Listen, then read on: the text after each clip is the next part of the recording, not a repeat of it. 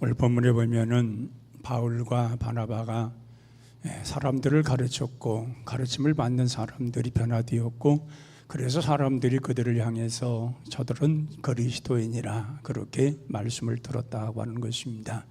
또 사도 바울은 하나님 앞에 충성된 자들을 우리 주님이 보고 싶어 한다는 말씀으로 우리에게 말씀하고 있습니다. 그러므로 그리스도인은 끊임없이 배워야 되는 것입니다. 배우지도 않고 그냥 되는 법은 없습니다. 우리가 생각해 보건대 유치원에 가면은 유치원 아이들이 있고, 그래서 유치원생이라고 말합니다. 초등학교 들어가면은 초등학교 공부를 하는 아이들을 가르쳐서 초등학생들이라고 합니다. 중학생, 고등학생, 대학생 다 마찬가지입니다. 그 학교에 가서 공부할 때에 사람들은 그 사람은 참 대학생이다, 고등학생이다 이렇게 구별하여 부르게 됩니다. 그리스도인이 누구냐? 그리스도를 배우는 사람입니다. 배우고 따르고 순종하는 사람들을 가르쳐서 그리스도인이라고 말하는 것입니다. 그래서 우리는 끊임없이 배워서 배운 대로 살아감으로, 또 그렇게 삶을 통해서 하나님 앞에 영광을 돌림으로 우리는 그리스도인이라 인정받는 생활을 해야 될 것이고, 참된 그리스도인으로서 온전히 살아감으로 인해서 참 하나님의 사람들로 아름답게 그렇게 구별된 생활을 이루어가야 될 줄로 믿습니다. 어떤 목사님이 지옥을 관광하게 되었습니다. 지옥을 관광하게 되었는데 깜짝 놀랄 만한 놀라운 일이 일어났습니다. 뭐냐면은 그 지옥을 관광하고 쭉 가는데 보니까 자기네 교인들이 거기에 와 있다라는 것입니다. 그러면서 목사님 살려주세요, 우리 좀 여기서 건너주세요 하고 막 외치는데 이건 너무나도 충격적이더라는 것입니다. 그런데 거기에 보니까 교회의 중직들이 와 있다라는 것입니다. 너무 놀랐습니다. 너무 놀래가 어쩔 바를 몰랐습니다.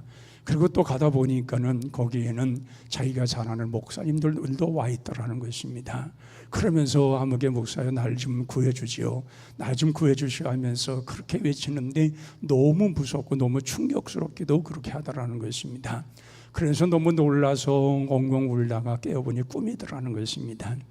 정말 꿈이었으니까 다행이었지, 그게 현실이었으면 어떻겠냐는 것입니다. 우리가 정말 궁극적으로 예수 믿는다는 것이 무엇입니까? 하늘나라 가는 것입니다. 우리가 예수 그리스도의 사람이 되어서 구별된 사람으로 살다가 하나님 나라에 들어가는, 천국에 들어가는 것이 그리스도인들입니다. 그리스도인이 되지 않고서는 천국에 들어갈 수가 없습니다. 사람들은 생각할 때에 참 그 사람은 좋은 데 일을 했으니까 좋은 데 갔어, 그 사람의 죽는 모습이 평화롭게 세상을 떠난 거 보니까 그는 참 좋은 곳에 갔어, 이렇게 말들을 하는데 그렇지 않습니다. 오로지 예수 그리스도만이, 그리스도로 인하여 구원받은 사람들만이 좋은 곳, 바로 천국에 들어가는 것입니다. 예수님도 끊임없이 천국에 대해서 강조를 하신 이유도 그렇고, 사도들도 천국에 대해서 끊임없이 강조하는 이유가 우리가 제대로 하나님을 믿어서 그리스도나 일컬음을 받고, 그리고 우리가 궁극적으로 하늘나라 들어가는 천국 백성이 되어야 한다는 이야기입니다. 예수님께서 말씀하신 것 가운데서 너희는 세상의 빛이요 소금이라고 말씀을 하셨습니다. 너무 좋은 말씀이고 우리가 그렇게 지켜야 가고 그렇게 살아가야 될 말씀입니다. 근데 제일 안 지켜지는 것 가운데도 바로 그 말씀입니다. 진정 그리스도인들이 세상에 소금과 빛의 역할을 해야 되는데 이걸 안 지킨다는 얘기입니다. 너무 안 지킨다는 것입니다. 뭡니까?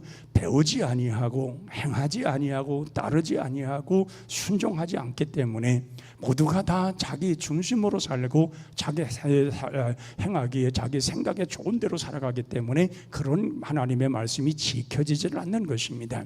근데 지켜지지 않으면서도 마음속에 영적으로 가책을 느끼냐? 전혀 그렇지 않다는 것입니다.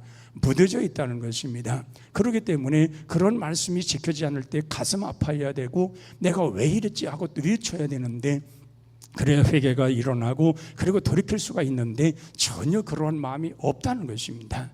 그러기에 우리가 생각해 보면 우리가 참 그리스도인으로 살아갈 때에 참된 가치를 어디에 두고 살아가냐는 것입니다. 사람은 자기의 가치를 어디에 두느냐에 따라서 그 사람의 가치가 드러나게 되어 있습니다. 그렇게 우리 그리스도인들은 하나님 나라의 참된 가치를 두고, 그리고 우리 하나님이 말씀하신 바를 마음에 두고 그렇게 살아감으로 인해서 우리의 가치를 높여야 될 것입니다. 하나님의 사람이라 인정받는 가치를 갖고 살아가야 될 것입니다. 세상에는 신용 등급이라는 것이 있습니다. 제가 과거에 우리 교회가 참 어려움 많을 때에 교회가 제가 신용 등급을 못 받을 이유가 전혀 없는데 신용 등급을 받기 위해서 그래서 신용 대출을 하러 그 은행에 가봤더니 쭉 저를 보더니 목사님은 신용 등급이 빵입니다 그렇게 말을 해요. 아니 내가 나는 내 잘못했던 그 내가 남에게 돈 띄어먹은 것도 없는데 왜 내가 신용 등급이 빵이냐 그러했더니 쭉 보니까 교회를 위해서 대출을 받고 카드 깡 맡겨다 이리 맡겼다 저리 맡겼다 맨 이런 것을 하다 보니까 제 신용 등급이 빵이라는 거예요. 목사님은 신용 등급이 안 나온다는 거예요.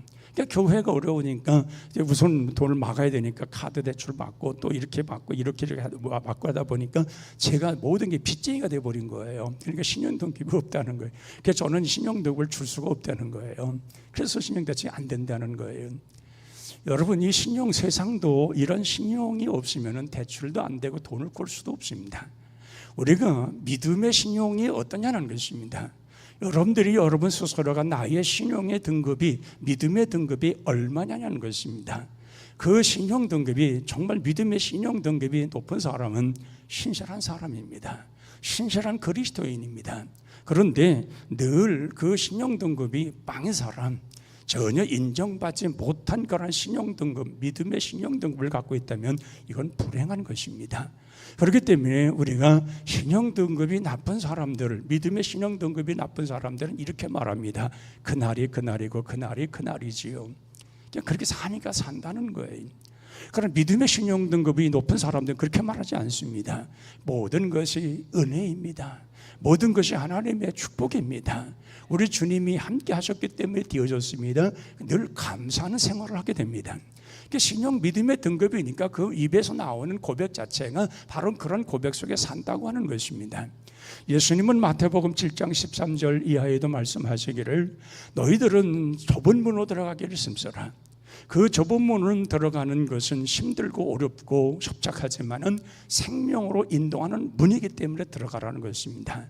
그러나 넓은 문은 넓어서 가만히 있어도 들어간다는 겁니다. 많은 사람들이 들어가는 게 쉬우니까 들어간다는 것입니다. 그러나 필경은 멸망의 문이라는 것입니다. 그렇게 너희들은 생명의 문 좁고 협착하다 할지라도 그 길을 들어가라는 것입니다. 그 길을 걸어가는 것이 참된 그리스도이라는 것입니다. 그렇다면 우리가 생명의 길을 선택하고 그 생명의 길을 따라서 우리 주님이 기뻐하시는 그 길을 걸어가는 것, 그것이 참된 그리스도인인 것입니다. 그래서 세상에는 참이라는 말 쓰기를 좋아합니다. 참기름, 참나무. 그래 어떤 저 사람은 참 좋은 사람이야. 이 참이 앞에 붙어 있는 걸 좋아합니다. 그러나 그것이 다른 것이 시석이 되어버리면 기름은 가짜요, 참나무는 비틀어지고 부러질 수밖에 없는 것입니다. 그러기에 우리는 좋다고 하면은 참이 되려고 하면은 진실해야 되는 것입니다. 온전해야 되는 것입니다. 그리고 하나님의 말씀을 배워서 익혀서 깨달아서 그것을 실천해 살아가야 되는 것입니다. 그럴 때에 참 좋은 신앙이 되고 참 믿음의 사람이 되고 그런 참 좋은 신앙과 믿음을 가진 사람들에게 하나님은 가까이 하시고 그들의 구하는 기도를 들으시고 그들을 축복하셔서 온전한 하나님의 사람들로 살아가게 되는 것입니다. 그러므로 참 그리스도인은 끊임없이 배워야 합니다. 또 사도 바울이 말씀하신 것처럼 끊임없이 우리는 충성을 다해야 되는 것입니다. 하나님 앞에 내가 충성심을 가지고 끝날까지, 나를 부르시는 그날까지 모든 것을 주께 맡기고 달려갈 길을 달려가는 것, 믿음을 가지고 주를 섬겨가는 것, 그러면서 하나님 앞에서 우리의 삶을 더 넓혀가는 그런 나의 삶의 자리를 아름답게 만들어 놓는 것, 바로 이것이 그리스도의 사람인 것입니다. 예전에 토끼 한 마리가 있었습니다. 참 재미난 얘기입니다. 토끼가 수포에 가서 늘 매일같이 당근을 달라고 말합니다. 수포 주인은 그 당근을 집어던지면서 여기 있다 가져가라고 말을 합니다. 그러면서 이 수포 주인은 이 당근을 늘 살아오는 토끼를 굉장히 싫어하고 미워했습니다. 그러면서 토끼한테 늘 말합니다. 너 오지 말아라. 난 너 싫으니까 오지 말아라. 그러나 그 이튿날 또 토끼는 또 가서 아저씨 당근 주세요 하고 또 당근을 달라고 말을 합니다. 그 아저씨는 싫지만은 집어 던지면서 다시 오지 말라고 하고 집어 던져줍니다. 토끼는 그걸 받아가지고 또 가는 거예요. 그 이튿날 또 와서 또 당근을 달라고 말합니다. 짜증난 속기로는 오지 말라고 하는데 왜 오느냐고 해서 또 그걸 집어 던져줍니다. 그러면서 하는 말이 너 내일 오면은 너 이빨을 다 뽑아버리겠다고 말을 합니다. 그리고 이 주인은 말했습니다. 이제 그 정도 말을 했으면 토끼는 당근은 사러 오지 않겠지 그러고 있었습니다. 근데 그 이튿날이 되었습니다. 토끼는 여전히 또 왔습니다. 나 오늘 아저씨 당근 주세요. 그래서 이 주인은 토끼의 이빨을 다 뽑아버리고 말았습니다. 토끼는 아픈 그런 모습으로 돌아갔습니다. 이젠 더는 오지 않겠지. 그런데 그 이튿날 또 와서 토끼가 이렇게 말합니다. 아저씨 오늘은 당근 주스 주세요. 그러더라는 것입니다. 이가 없으면 잇몸으로 먹겠다는 것입니다. 우리 신앙인들이 어떤 상황에도 어떤 환경에도 변하지 말아야 됩니다. 어떤 상황 따라서 이리 흔들렸다가 여기에 쏟겠다가 여기에 쏠려가면서 그러면서 살아가는 것은 참된 그리스도인이 아닙니다. 어떤 상황에도 어떤 삶을 내가 하나님 앞에 보이는 애가 중요한 것입니다. 그리고 그 뜻대로 살려고 하는 그런 나의 몸부림의 신앙, 정말 신앙을 온전히 지키려는 신앙의 절개를 지키려고 하는 그런 온전한 신앙, 바로 이러한 모습을 하나님이 보고 싶어하고 이러한 사람들을 그리스도인이라 하며 이런 그리스도인을 변함없는 사랑으로 불러주시고 우리를 받아주시는 것이 우리 하나님이신 줄로 믿습니다. 요한계시록 2장 10절도 보면은 내가 죽도록 충성하라. 그러면 내가 너에게 생명의 멸관을 주리라 말씀을 했습니다. 우리가 장차 주님 나라에 들어갔을 때에 생명의 멸류관을 받아야 되는데 그 생명의 멸류관을 받은 사람들이 누구냐? 이 땅에 살아간 동안에 주를 위해서 죽도록 충성하는 사람들이라고 그랬습니다. 오늘 사도 바울도 그랬습니다. 믿는 자들에게 구할 것은 충성이라고 그랬습니다. 하나님은 믿는 자들에게 충성을 하는 것을 보고 싶어 하는 것입니다. 그러기에 우리가 생명의 멸류관 받기 위해서 우리는 끊임없이 배우고 끊임없이 충성하고 그리고 참 그리스도인으로서 온전한 신앙을 지켜가야 되는 것입니다. 우리가 참 그리스도인이 되려고 하면 우리는 아브라함을 좀 배워야 됩니다. 이 아브라함을 보면은 아브라함은 참 신실한 사람입니다.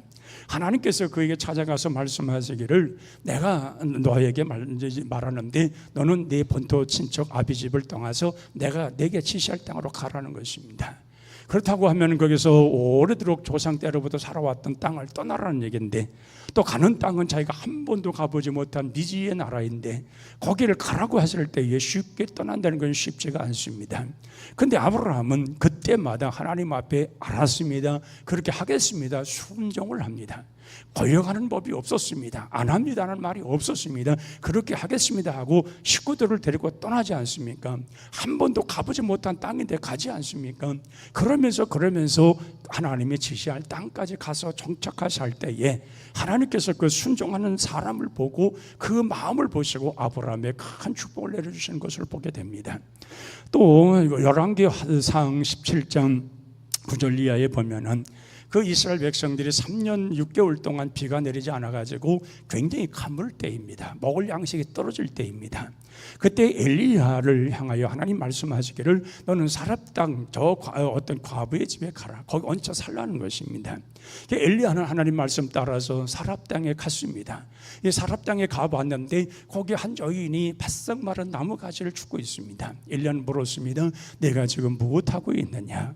그랬더니 우리가 먹을 양식이 다 떨어졌고 이제 이 바싹 마른 나무 가지고서 이제 불을 피워서 마지막 밀떡을 만들어서 내 아들에게 먹이고 우리는 죽으려고 한다는 거예요. 더 양식이 없어서 이제는 굶어 죽겠다는 거예요. 죽을 수밖에 없다고 하는 거예요. 근데 엘리야가 뭐라고 말합니까? 그것을 내 아들에게 주지 말고 내게로 가져오라고 말합니다. 이건 참 무정한 것입니다. 아주 매정한 사람입니다. 어떻게 어린 아이가 배가 고파서 그것 먹고 이제는 더 이상 먹을 것이 없어 굶어 죽을 때를 기다릴 수밖에 없는데 그 배고픈 아이에게 주지 말고 내게로 갖고 오라는 것입니다. 그런데 사렙다 과부는 그 말을 순종을 합니다. 그걸 엘리야에게 갖다 주고 아들에게 주지 않습니다. 아들이 그걸 보았을 때에 얼마나 울고 얼마나 배고파하며 그렇게 했겠습니까? 이상한 사람 하나가 와가지고 왜 내가 먹을 것을 달라고 하는가 그렇게 원망하고 불평하지 않았겠습니까? 근데 사렙다 과부는 그것을 엘리야의 말을 대로 그에게 갖다 주었습니다. 엘리야는 아무런 챙길 다 먹어버립니다. 다 먹은 후에 이렇게 말을 합니다. 가보아라. 그 밀통에 밀가루가 채워졌을 것이니 그걸 갖다가 너와 네 아들이 먹고 이 어려움을 버티라는 것입니다. 그 믿음이 없이는 이게 무슨 소리야? 자기가 분명히 다 쏟았고 이제 마지막 밀떡을 만드는 것이 끝인데 이걸 어떻게 믿겠냐는 것입니다. 그런데 사렙다 과부는 그 말에 순종하여 가보았더니 거기에 밀통에 그 밀가루가 가득 찬 걸 보게 되었습니다. 바로 우리가 믿기 어려운 것을 믿는 것이 믿음인 것입니다. 믿는 것을 믿는 건 자연스러운 것입니다. 이건 누구나 할 수 있는 것입니다. 그런데 믿을 수 없는 그런 환경 속에서 그 믿음을 지켜가고 그 믿음으로 말미암아 살겠다는 그 신앙을 가진 것이 그리스도인이요, 그 그리스도인들이 하나님의 사랑을 받는 자들이라는 얘기입니다. 누가복음 19장에 보면은 거기에 10문화를 가지고 10종들에게 한 문화씩 나눠줍니다. 그러면서 이 주인은 멀리 이제 타국에 가서 왕권을 가지고 돌아오기 위해서 멀리 타국으로 갑니다. 그러니까 분봉왕이기 때문에 자기 그 나라를 다스리는 그 대국에 가서 그 왕권을 가지고 와야 왕의 노릇을 할 수 있는 겁니다. 10명에게 문화 한 문화씩 주면서 너희들이 올 때까지 열심으로 장사를 해라 하고 보내줬는데, 그런데 그 중에서 열심으로 일하는 사람들이 있었고 농땡이 치는 사람들이 있었습니다. 그런데 농땡이 치는 사람들이 하는 말이 우리 주인은 이렇게 오래도록 오지 않는 걸 보니까 죽었다. 분명히 가다가 무슨 사고가 난 것 같으니 우리가 쿠데타를 일으켜서 우리가 그 주인의 재산을 다 탈취하지 하고 우리끼리 잘 살자, 이렇게 쿠데타를 일으킬 계획을 세우고 일을 하지를 않습니다. 그런데 오늘 갑자기 주인이 온 겁니다. 주인이 와서, 종들이 와서 자기의 장사한 건 다 내놓았는데 다른 사람들은 10문화씩 가지고 와서 다 보소서 우리가 장사를 해서 이렇게 남겼습니다 하면서 다 가져왔는데 한 문화 가진 사람은 그냥 하나만 가지고 온 거예요. 그동안에 농땡이 치고 일도 하지 않고 쿠데타를 일으켜서 주인이 오는 걸 막으려고 했던 사람이에요. 그때에 그 주인이 뭐라고 말합니까? 저를 바깥 끌어다 죽이라고 하지 않습니까? 있는 사람은 받아서 더 풍족하게 되지만 없는 사람은 없는 것까지도 뺏긴다는 얘기입니다. 그러기에 정말 우리가 마지막 종말론적인 의식 속에서 우리가 살아가는 우리들이 하나님 보시기에 나를 어떤 자로 인정하냐는 것입니다. 참된 그리스도인으로서 나를 온전히 인정하고 우리 스스로가 받고 있느냐는 것입니다. 분명 우리 인생은 앞으로의 살 날이 나름대로의 그 긴 세월을 살아가는 사람이 있을 것이고 짧게 얼마 남지 않은 인생을 살아가는 사람도 있을 수 있습니다. 그러면 그런 남은 시간이 중요한 것이나 현재 내가 주님이 원하는 사람으로 살아가냐는 것입니다. 내가 정말 하나님 안에서 지금 하나님 말씀을 듣고 행하면서 충성된 자로 살아가냐는 것입니다. 내 남은 시간이 중요한 것이나 현재가 중요하다는 얘기입니다. 하루를 살아도 주의 일꾼으로서, 주의 사람으로서, 그리스도로서 온전히 살아갈 수 있는 그러한 하나님의 사람들로 우리가 거기에 맞춰 살아가냐는 것입니다. 그러므로 하나님의 성도들은 하나님 앞에 헌신하고 충성하며 그 말씀을 마음에 두고 그리고 그 말씀을 실천하면서 맡은 바 직분을 감당하는 사람들이 그리스도인이요 참된 성도인 것입니다. 그리고 내게 주어진 맡겨는 생명처럼 귀하게 여기고 그걸 지켜나가는 것입니다. 고린도서 13장 15절에 보면은 우리가 마지막에 우리가 행할 일에 대한 모든 것을 마지막에 심판을 하게 되어 있는데 그 마지막 심판이 뭘로 심판이냐? 불로 심판한다고 그랬습니다. 그래서 사도 바울은 비유적 그런 말씀을 통해서 사람들은 다 믿음의 집을 짓는데 어떤 사람은 금으로, 은으로, 보석으로 집을 짓는 사람이 있고 어떤 사람은 나무로, 풀로, 짚으로 적당하게 짓는 사람이 있다는 것입니다. 살아있는 동안에는 어떻든 비가림을 하고 이슬을 막아주니까 거기서 사는데 큰 지장 없습니다. 그 은이나 금이나 보소로 짓는 사람이야 그 집을 짓기 위해서 얼마나 많은 수고와 많은 땀이 있었겠습니까? 그러면 나무나 풀이나 짚으로는 적당하게 벼에다가 갖다 쌓아놓으면 그냥 적당하게 지을 수 있는 집들입니다. 그런데 마지막에 이 집이 온전한가 안 온전한가를 시험해 보는 건 불로 태워본다고 했습니다. 베어 보았을 때에 금으로 은으로 정말 보석으로 지은 집들은 끄떡이 없더라는 것입니다. 그런데 나무나 풀이나 지푸리는 다 없어지더라는 것입니다. 그걸 사도 바울은 두 가지로 구별을 했는데 그것을 영광스러운 구원이라고 말했고 부끄러운 구원이라고 말했습니다. 영광스러운 구원은 해를 받지 아니하고 금이나 은이나 보석과 같이 온전한 집을 지어서 온전한 믿음을 지킨 사람들을 영광스러운 구원이라고 말했습니다. 그리고 그 모든 집들이 다 없어져 버렸던 그 사람들은 부끄러운 구원이라고 말했습니다. 그렇다고 하면은 우리가 이 땅에 살아온 동안에 우리의 믿음의 집을 어떻게 지어야 되겠습니까? 참된 그리스도인들은 금이나 은이나 보석 같은 집을 지어야 되는 것입니다. 어떤 환난과 역경이 와도 그 모든 걸 지키면서 끊임없이 온전히 지켜나가야 되는 것입니다. 그러므로 맡은 자들, 그리스도인으로서 부름받은 사람들은 우리는 충성을 다해서 이런 금과 같이 은과 같이 보석 같은 집을 지으면서 이 아름다운 모습들을 하나님 앞에 보여줄 수 있어야 되는 것입니다. 그런 걸 나타내면서 믿음으로 살아가야 되는 것입니다. 그래서 이런 믿음으로 살아가는 사람들은 어떤 상황이 어떤 일이 닥쳐도 그것 때문에 넘어지거나 흔들리지 않습니다. 오히려 그런 내게 주어진 환난 역경이 있으면 오히려 그걸 통해서 나의 신앙이 잘할 것을 생각하고 더 기뻐하고 또 즐거워하고 또 하나님 쪽으로 하나님을 바라보면서 주님을 붙드는 것입니다. 저는 며칠 전에 TV에서 그 비운 우리 새끼인가 그걸 봤습니다. 그걸 보는데 이상민이가 이사를 했더만요. 이사를 했는데 그 집이 얼마나 복잡한지 이 모든 걸 싸놓은 것이 너무너무 많은 것을 싸놓았습니다. 근데 보니까 신발이 거의 다예요. 신발이 몇백 켤레가 되는지 모르겠어요. 엄청난 신발을 쫙 해가지고 집안에는 이상민이라는 아이는 조그만 공간에 있고 그런 것들이 꽉 차 있어요. 그래서 거기에 김준호가 들어와 봤는데 너무 심란한 거예요. 밟는 곳마다 이건 뭐 전부 다 장애인 거예요. 그러니까 둘이서 심란하게 이걸 어떡하나 하고 있어요. 그런데 그 수납을 잘 정리하는 이수정 씨라는 사람이 그 집을 찾아왔어요. 찾아와가지고 딱 보는 거예요. 그분도 이게 너무 복잡한 거예요. 두 사람은 엄두를 못 내는 거예요. 정리를 못 하니까 정말 부엌이고 어디고 다 꽉 차 있어가지고 정신없고 정말 심란해 있는데 이분은 흥분을 해요. 너무 기뻐하고 즐거워해요. 그러면서 그분이 하는 말이 중요해요. 난 거기서 참 좋은 교훈을 받았는데 뭐라고 하냐면은 그분은 자기가 이러한 모든 할 수 있는 그러한 시간과 이러한 모든 것을 할 수 있다는 그러한 일이 있어서 자기는 흥분이 된다는 거예요.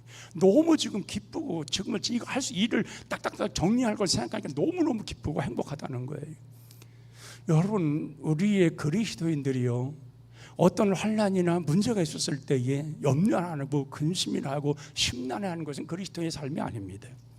그런 것이 내게 지금 어려움이 있다 할지라도, 비록 내게 어려움이 찾아왔을지라도 그걸로 인해서 하나님을 더 깊이 만나고 하나님과 더 깊이 함께 할 수 있고 그걸 통해서 하나님의 축복의 통로가 열린다는 그러한 설렘이 있어야 되는 것입니다. 그런 믿음을 갖는 것이 참 신앙이고 그리스도인 것입니다. 조금 한 번만 있으면 낙심하고 절망하고 그리고 그것 때문에 슬퍼하고 그것 때문에 아무것도 하지 못하고 그런 고민 속에 빠져 있다고 하면 그건 참된 그리스도의 모습이 아니라는 얘기입니다. 오히려 환난을 통해서 우리는 더 하나님을 깊이 알아가고 더 하나님의 축복의 속으로 들어가고 그걸 통해 하나님의 더 깊은 만남을 통해서 정말 그걸 하나하나 해결해가면서 기뻐하면서 감사하며 살아가는 것이 그게 그리스도인이라 그 말입니다. 그것이 우리 주님이 원하시는 삶이라는 얘기입니다. 그러기에 우리 믿는 사람들은 항상 기억할 것은 뭐냐? 내게 주시는 하나님의 은혜를 따라서 또 하나님 주시는 그런 은혜와 그 하나님 주시는 그 직분을 따라서 내가 어떻게 살아가야 되냐는 것입니다. 우리 미래를 어떻게 설계하고 나아가야 되냐는 것입니다. 그런 곳에서 하나님을 기쁘게 여기면서 믿음을 지켜나갈 수 있는 힘이 어디서 오냐는 것입니다. 우리가 루터의 아내의 간증을 우리가 잘 알고 있습니다. 루터는 종교개혁자입니다. 본래 신부였으나 이 구교가 너무 타락하고 문제가 심각하니 종교개혁을 하려고 그 마음을 먹습니다. 그러면서 그는 93가지의 그 종교개혁의 그 모든 걸 플랜을 만들어 놓고 종교개혁을 합니다. 그러나 종교개혁을 하면 이미 기득권자들이 있습니다. 이미 앞서서 모든 걸 포진하고 모든 것을 다 주관하고 있는 사람들이 있습니다. 그것을 뛰어넘는다는 게 쉬운 문제가 아닙니다. 여기저기에서 생명의 위협이 옵니다. 여기에서 그를 억압을 하고 압박을 하고 그러면서 그를 여러 가지 생명을 위협하는 요소들이 여기에서 있습니다. 낙심합니다. 내가 이것 꼭 해야 되는가? 내가 이거 해봤다 못하겠는가?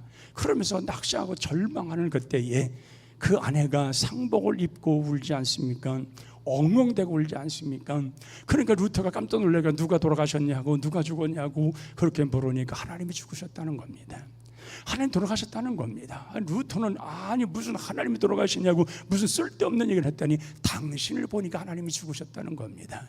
하나님이 살아계시면 당신이 하고자 하는 일에 하나님이 함께 하시는 믿고 목숨을 걸고 가야 할 일인데 당신이 주저앉고 모든 걸 포기하고 모든 것을 다 끝내려고 하다 보니 내가 보니 하나님은 죽으셨다는 겁니다. 하나님은 당신과 하지 않는 모든 것 당신의 하나님은 이미 죽으셨다는 겁니다. 그러면서 탄식으로 눈물을 흘릴 때에 그때 루터가 깨달은 거 아닙니까? 그때 마음을 돌이킨 것 아닙니까? 하나님 앞에 정말 내가 부끄러운 짓을 했구나 하고 마음을 돌이켜서 그래서 마지막 종교 계획을 해서 지금 우리가 기독교가 지금 이 프로테스탄트가 바로 이렇게 오늘날 우리까지 전속되어서 이렇게 강성해지고 있지 않습니까? 한 사람의 변화가 한 사람이 하나님이 함께 하시는 그 한 사람의 변화가 온통 이 모든 걸 바꿔놓은 것입니다. 그렇다면 참 그리스도인 우리들이 이런 어떤 장애가 있더라도 모든 걸 이기고 나아갈 수 있는 확실한 믿음이 있어야 되는 것입니다. 다니엘은 분명 억울한 일 당해서 사자굴에 들어갔지만 그런 두려워하지 않았습니다. 왜냐하면 하나님이 자기와 함께 하실 것을 믿었기 때문에 결코 두려워하지 않았습니다. 자기 생명 위협 당할지라도 하루에 3번씩 예루살렘을 향하여 창문을 열고 기도하고 큰 소리로 들으라고 기도하며 하나님의 부르짖었습니다. 그 결과로 사자굴에 들어갔지만은 그러나 하나님께서 사자들의 입을 봉하여서 편안하게 안정되게 모든 걸 막아주시고 그 사자굴에서 다니엘을 건져주시고 오히려 높은 곳에 살아갈 수 있도록 길을 열어주지 않습니까? 아마 다니엘이 그 모든 하나님을 신뢰하지 못하고 그 모든 생명의 위협으로 인해서 자기가 모든 걸 꺾어버렸더라면 그러한 축복을 못 받았을 겁니다. 오늘 우리 자신들에게 요구하는 것이 있습니다. 우리 하나님은 참 그리스도인으로 살라고 지금 말씀하고 있습니다. 그럼 참 그리스도는 누굽니까? 참 그리스도인들은 세상을 넉넉히 이기는 자들입니다. 견고하여 흔들리지 아니하고 주를 바라보는 사람들입니다. 환난도 두려워하지 아니하고 과감하게 거침없이 나아가는 사람들입니다. 하나님의 음성을 듣고 그 하나님의 음성 따라 살아가는 사람들입니다. 새나 어린 동물들 이런 여러 가지 미물의 동물들도 어미의 소리를 새끼들이 알아듣습니다. 또 새끼의 소리를 어미가 알아듣습니다. 그렇게 하면서 공존합니다. 우리가 볼 때는 삑삑거리는 것 같지만 자기들 거는 다 알아듣습니다. 그런 작은 미물들도 자기 어미의 소리를 듣는데 그리고 어미의 그 소리에 따라서 어떻게 움직이고 어떻게 숨고 어떻게 나올 걸 다 그렇게 행동하며 살아가는데 하물며 그리스도인들이 하물며 하나님의 사람들이 주의 음성 듣지 못하고 그 음성을 마음에 두지도 못하고 우리는 초조하고 불안하며 너무나 연약한 나약함 속에 끊임없이 반복적인 생활하면서 나를 참 그리스도인이라 말할 수 있겠냐는 것입니다. 우리는 이제부터라도 정말 주의 음성을 듣고 어떤 환난이 어려움이 닥칠 때도 그걸 이기며 정말 하나님의 음성을 마음에 두고 귀로 들어 마음에 두고 그 말씀 따라 살고자 하는 확실한 신앙을 가질 때에 하나님께서 우리의 미래를 열어주실 줄로 믿습니다. 하나님 반드시 우리와 함께 하셔서 우리 하여금 높은 곳에 올리셔서 웃게 하는 날을 오게 하는 그날을 우리에게 다가오게 할 줄로 믿습니다. 기도하겠습니다. 하나님 아버지, 정말 우리가 참된 하나님의 사람들로 온전한 것을 배워서 참 그리스도인으로 온전히 살아갈 수 있는 참 하나님의 참된 사람들로 살아갈 수 있는 그런 은혜의 성도들이 되게 하시고 참된 그리스도인이 되게 하여 주옵소서. 사람이 마땅히 그리스도의 일꾼이요 비밀 맡은 자로 여길지어다. 그리고 맡은 자에게는 정말 충성이라고 말씀하셨습니다. 하나님 진실로 하나님 앞에 정말 충성된 자들이 되게 하시고 주님 앞에 부름받아 하나님의 사람으로 살아갈 때에 우리의 삶을 온전히 키워가는 온전한 삶으로 바꾸어가는 오직 우리 주님만 중심하여 살아갈 수 있는 그런 은혜가 우리 속에 항상 있게 하여 주옵소서. 그래서 우리 주님 앞에 더 밀착하게 더 가까이서 어떤 어려움도 이겨가며 담대하게 살아가는 저희들 되게 하여 주시옵소서. 말씀이 이끄시는 대로 순종하며 온전히 살아가게 하여 주시옵소서. 예수님의 이름으로 기도하옵나이다. 아멘. 우리 다